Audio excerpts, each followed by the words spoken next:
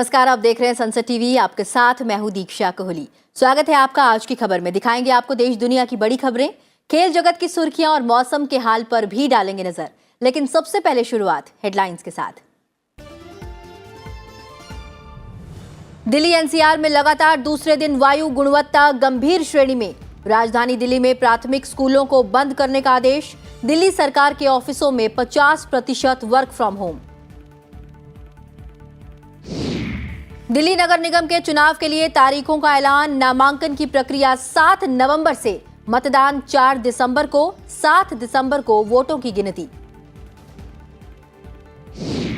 हिमाचल और गुजरात में चुनाव प्रचार तेज। धर्मपुर में बीजेपी अध्यक्ष की रैली, कांगड़ा में प्रियंका गांधी की जनसभा। इसुदान गढ़वी गुजरात में मुख्यमंत्री पद के लिए आपकी पसंद।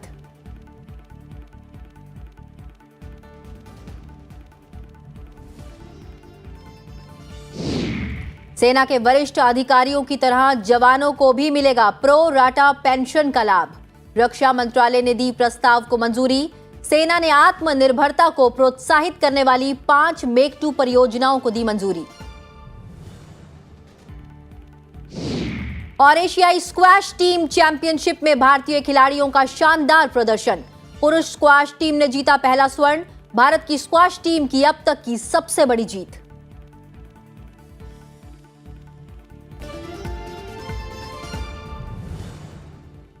और अब नजर डालते हैं कुछ अन्य मुख्य समाचारों पर। राष्ट्रपति द्रौपदी मुर्मू 2 दिन के दौरे पर सिक्किम पहुंच गई हैं। लिबिंग हेलीपैड पर राज्यपाल गंगा प्रसाद, मुख्यमंत्री प्रेम सिंह तमांग, शीर्ष अधिकारियों ने उनकी अगवानी की।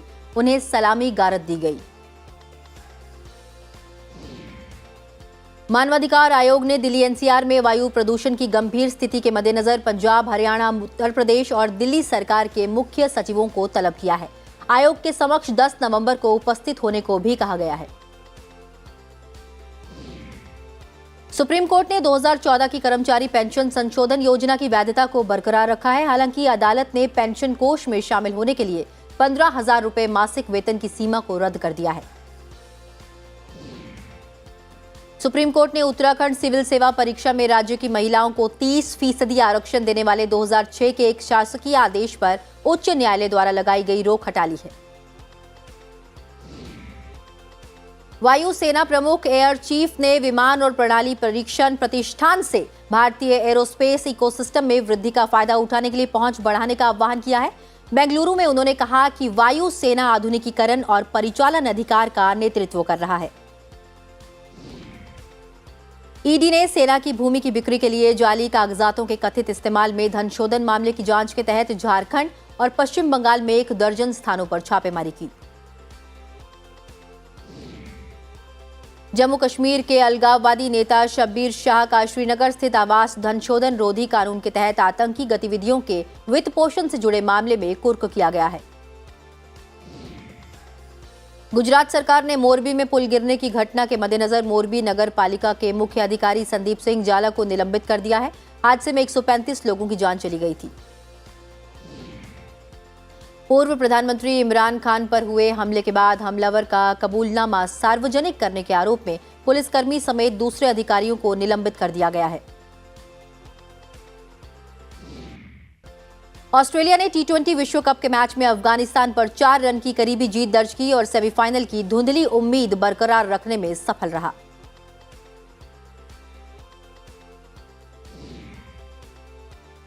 और अब खबरें विस्तार से।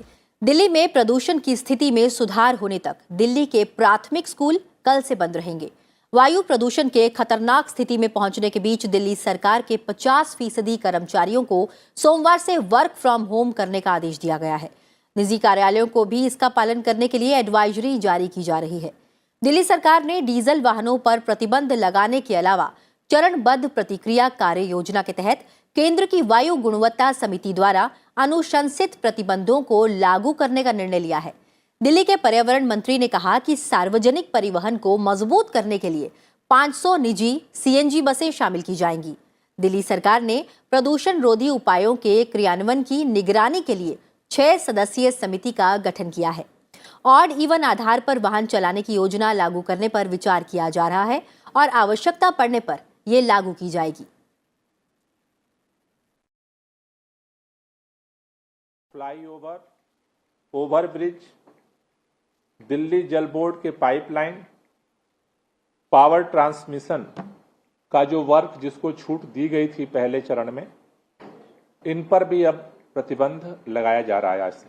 आज ये डायरेक्शन दिया गया है कि जो बाकी हॉट स्पॉट्स हैं उन जगहों पर भी स्पेशल एक टास्क फोर्स बना करके और जो वहाँ पे कार्रवाई करना है उसे सुनिश्चित किया जाएगा। दिल्ली में धुएं की मोटी परत छाए रहने के चलते आज लगातार दूसरे दिन शहर में वायु गुणवत्ता सूचकांक गंभीर श्रेणी में दर्ज किया गया। दिल्ली में मौसम की प्रतिकूल परिस्थितियों और पंजाब में पराली जलाने की घटनाओं के कारण दोपहर 2 बजे AQI 445 दर्ज किया गया। 400 से ऊपर का AQI गंभीर माना जाता है और ये स्वस्थ लोगों को प्रभावित कर सकता है और बीमारियों से जूझ रहे लोगों को गंभीर रूप से प्रभावित कर सकता है। वायु गुणवत्ता निगरानी वाले लगभग सभी स्टेशन में गंभीर AQI दर्ज किया गया, जबकि इनमें से 13 स्टेशन में AQI 450 से ऊपर रहा। केंद्रीय कृषि मंत्री नरेंद्र सिंह तोमर ने पंजाब समेत उत्तर भारत के 4 प्रमुख राज्यों में पराली जलाने की बढ़ती घटनाओं पर चिंता व्यक्त करते हुए राज्यों से इसे नियंत्रित करने के लिए कदम उठाने की अपील की है। उन्होंने कहा है कि 2018 से केंद्र सरकार ने राज्यों को पराली जलाने की घटनाओं के प्रबंधन के लिए कोष और मशीनें उपलब्ध कराई हैं। उन्होंने कहा कि पराली जलाना राजनीतिक मुद्दा नहीं है और राज्यों को इस पर अंकुश लगाने की दिशा में काम करना चाहिए। केंद्रीय मंत्री ने कहा कि कृषि अनुसंधान निकाय ICAR द्वारा विकसित पूसा डिंग पोजार प्रणाली के जलाने की समस्या से निपटने के मद्देनजर प्रभावी है। तोमर ने राज्य सरकारों के साथ साथ किसानों से ऐसी और तकनीक का उपयोग करने की अपील की है।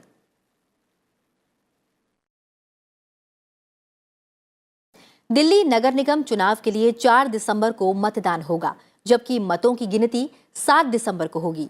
दिल्ली के राज्य निर्वाचन आयुक्त विजय देव ने शुक्रवार को तारीखों की घोषणा की।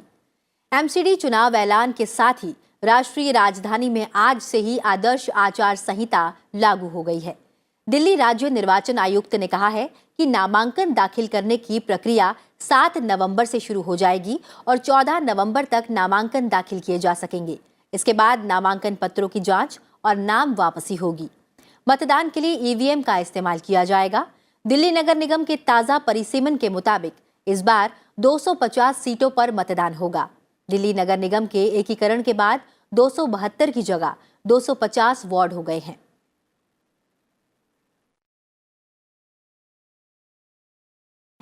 The last date for filing the nominations is 14th of November, which is also a Monday. Scrutiny of nominations will be on 16th of November, which is Wednesday. The last date for withdrawal of candidatures is 19th of November, that is Saturday. The date of poll, if necessary, as is always mentioned, is 4th of December, which is Sunday. And the counting of votes will be done on 7th of December. भारतीय सेना ने आत्मनिर्भरता को प्रोत्साहन प्रदान करने वाली 5 make 2 परियोजनाओं को मंजूरी दे दी है। मेक 2 परियोजनाएं अनिवार्य रूप से उद्योग की ओर से वित्त पोषित हैं। इनमें प्रोटोटाइप के विकास के लिए भारतीय विक्रेताओं की ओर से डिजाइन, विकास और इनोवेटिव सॉल्यूशंस शामिल हैं। सफल प्रोटोटाइप विकास के बाद उत्पादन का ऑर्डर दिया जाता है। जिन 5 मेक 2 परियोजनाओं को मंजूरी दी गई है उनमें high frequency man packed software devised radio और ड्रोन किल सिस्टम शामिल है। इसके अलावा infantry training weapon simulator, 155 millimetre terminally guided munition और मीडियम रेंज प्रिसीजन किल सिस्टम प्रोजेक्ट शामिल है। सेना के अधिकारियों की तरह अब जवानों को भी प्रो राटा पेंशन लाभ मिलेगा। रक्षा मंत्रालय ने आज इस बारे में वक्तव्य जारी किया है। तीनों सेनाओं में कम से कम 10 वर्ष की सेवा के बाद सार्वजनिक क्षेत्र के उपक्रम में नौकरी पाने वाले जूनियर कमीशन अधिकारी और जवानों को भी अब प्रो राटा यानी यथानुपात पेंशन का लाभ मिलेगा। रक्षा मंत्री राजनाथ सिंह ने भूतपूर्व सैनिकों के विभाग के इससे जुड़े प्रस्ताव को मंजूरी दे दी है। अब तक सेना के अधिकारियों को ही इस तरह की पेंशन का लाभ मिल रहा था। रक्षा मंत्रालय ने कहा कि इस पेंशन के दायरे में वही जूनियर कमीशन अधिकारी और जवान आएंगे जो 10 वर्ष की सेवा के बाद सार्वजनिक क्षेत्र के उपक्रमों में चले गए और उन्हें वही स्थायी कर दिया गया। उपराष्ट्रपति जगदीप धनखड़ आज चंडीगढ़ यात्रा के दौरान CII एग्रोटेक इंडिया के 15वें संस्करण में शामिल हुए। कार्यक्रम में सतत कृषि और खाद्य सुरक्षा के लिए डिजिटल परिवर्तन विषय पर संबोधित करते हुए उपराष्ट्रपति ने कहा कि भारत प्राचीन काल से ही कृषि प्रधान देश है। हमारे लिए कृषि सिर्फ एक पेशा नहीं है, यह एक परंपरा और जीवन का एक तरीका है। उपराष्ट्रपति ने कहा कि हमारा अंतिम उद्देश्य अपने किसानों के लिए स्थायी आय उत्पन्न करना होना चाहिए। भारत सस्टेनेबिलिटी और खाद्य सुरक्षा को ध्यान में रखते हुए मोटे अनाज की खेती को बढ़ावा दे रहा है, जिसका पूरी दुनिया समर्थन कर रही है। Forest agriculture is not a profession. Agriculture is a tradition. Agriculture, forest is a way of life. I am sure farmers here know it. The entire family is involved. They are involved 24/7. They weather all kinds of difficult situations and they do it with a smile. From ancient days, agriculture has been central to our identity. India came to be recognized centuries ago on account of its agriculture produce. We got a distinct identity in the world for that. और इसके साथ ही उपराष्ट्रपति जगदीप धनखड़ आज Punjab university के global alumni meet में भी शामिल हुए। यूनिवर्सिटी के ग्लोबल एल्यूमिनाई मीट का उद्घाटन करते हुए उपराष्ट्रपति ने कहा कि भारत दुनिया की 5वीं सबसे बड़ी अर्थव्यवस्था है।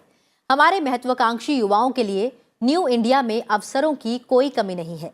उपराष्ट्रपति ने कहा कि न्यू इंडिया न्यू विजन से संचालित हो रहा है। इस नई दृष्टि को राष्ट्रीय शिक्षा नीति 2020 द्वारा आकार दिया जा रहा है।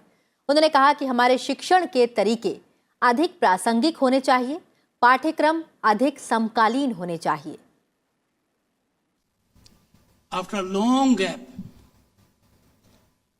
to see that the need is met, there was evolution of new education policy. Stakeholders from all walks of life, inputs were secured. I am privy to that, both in my position as governor and otherwise. Visionary steps have been taken because a need was felt that education alone can be convinced to bring about transformation in the society that can give solution to our problems and find emergence of an ecosystem that is balanced and holistic and all inclusive. और आज की खबर में खबरों का सिलसिला जारी रहेगा। एक छोटे से ब्रेक के बाद बने रहिए संसद टीवी के साथ।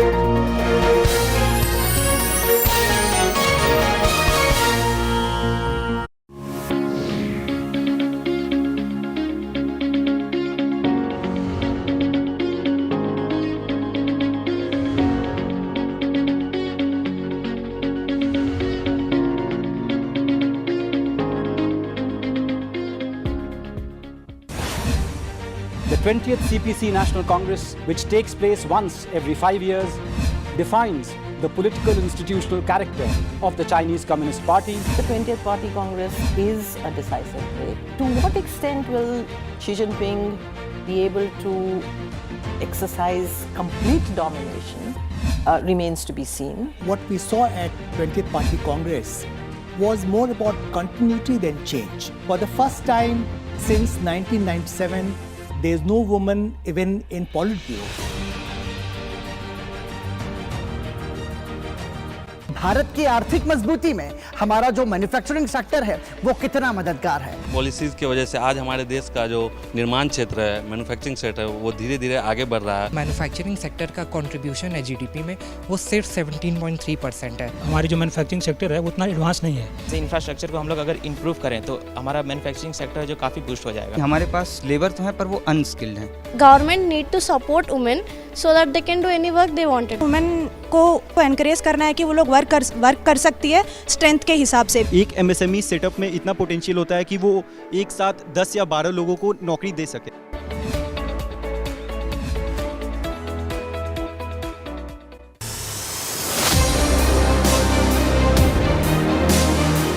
The defense production and export promotion policy clearly stipulates the target as 35,000 crores by 2025. We have to move very fast. The countries are willing to partner because the whole world is looking towards India, Indian capability in defense sector, which is rising, as you said, sunrise sector.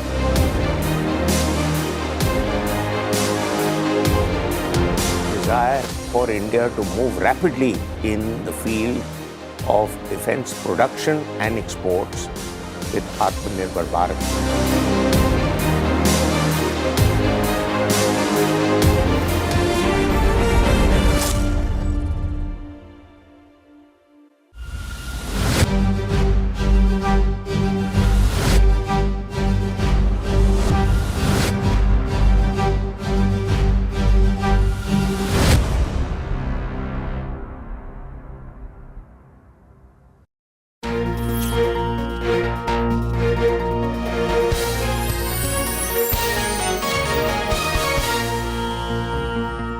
Break के बाद आप सभी का स्वागत है। आप देख रहे हैं आज की खबर। बढ़ते हैं आगे और अब नजर डालते हैं राज्यों से जुड़ी हुई खबरों पर।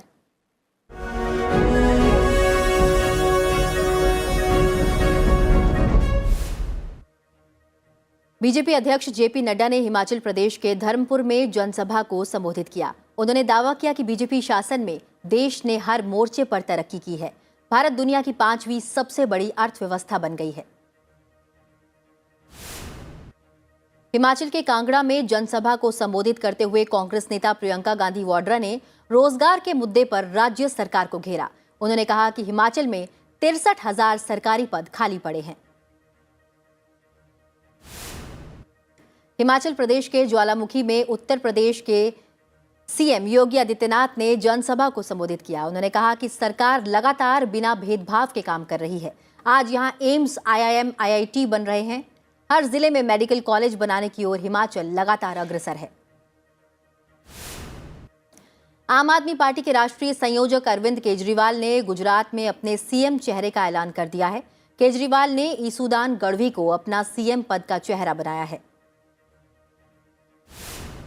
मध्य प्रदेश के बैतूल जिले के झालर में एसयूवी की एक खाली बस से टक्कर हो जाने से उसमें सवार 2 बच्चों समेत 11 लोगों की मौत हो गई। प्रधानमंत्री ने हादसे पर दुख जताते हुए मुआवजे की घोषणा की है। ठग सुकेश चंद्रशेखर के आरोप के बाद तिहाड़ जेल के महानिदेशक संदीप गोयल का तबादला कर दिया है। उन्हें पुलिस मुख्यालय में रिपोर्ट करने को कहा गया है। उसकी जगह संजय बेनीवाल को कार्यभार दिया गया है।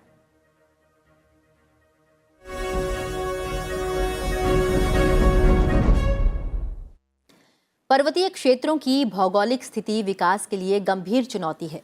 फिर भी मिजोरम ने सभी क्षेत्रों, विशेष रूप से मानव संसाधन क्षेत्र में विशेष प्रदर्शन किया है। मिजोरम विधानसभा को संबोधित करते हुए राष्ट्रपति द्रौपदी मुर्मू ने कहा कि गांव की सड़कों, राजमार्गों और पुलों के विकास से न केवल शिक्षा और स्वास्थ्य देखभाल में मदद मिलती है, बल्कि इस क्षेत्र में आर्थिक अवसर भी उपलब्ध होते हैं। उन्होंने कहा कि एक जनजातीय बहुल राज्य होने के नाते मिजोरम अपने अतीत से प्रशासनिक कार्यों को सीख सकता है और उसे आधुनिक व्यवस्थाओं से पुनर्जीवित किया जा सकता है। इस वर्ष मई में मिजोरम विधानसभा की स्वर्ण जयंती का उल्लेख करते हुए राष्ट्रपति ने कहा कि इस विधानसभा ने बहस का एक नया मॉडल विकसित किया है, जिसमें लोगों की समस्याओं का हल ढूंढने के लिए प्रभावी तरीके से अच्छी बहस होती है। Mizoram can explore its past and find best governance practices from pre-modern days that can be revived within contemporary systems. Development of Mizoram and the rest of the Northeast is also key to the nation scaling greater heights. India's status of the global stage has been rising. और अब खबरें अंतर्राष्ट्रीय जगत से।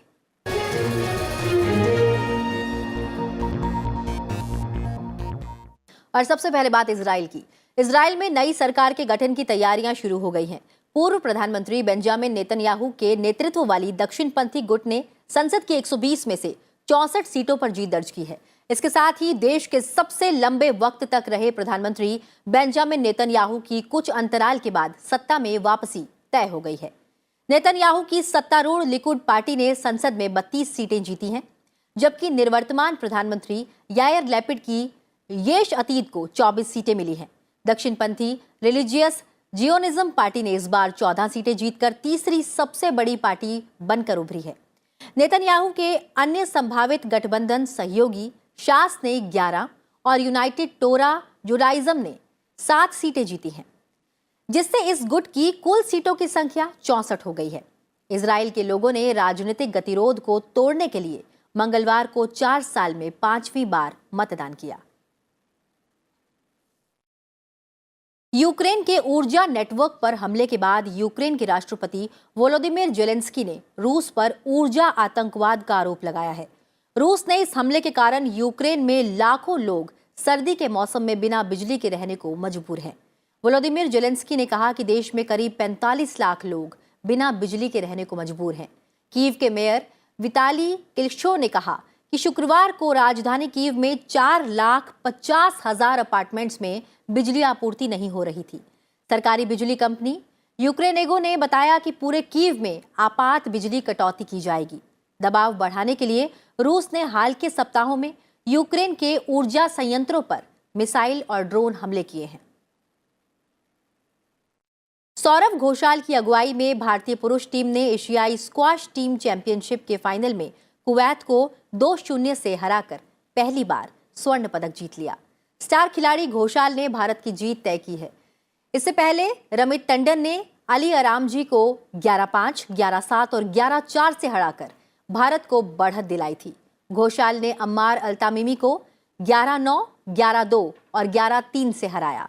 वहीं अभय सिंह और फलाह मोहम्मद के बीच तीसरा मैच खेलने की जरूरत ही नहीं पड़ी।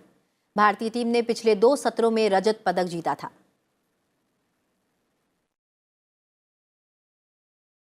और आज की खबर में खबरों का सिलसिला बस यहीं तक।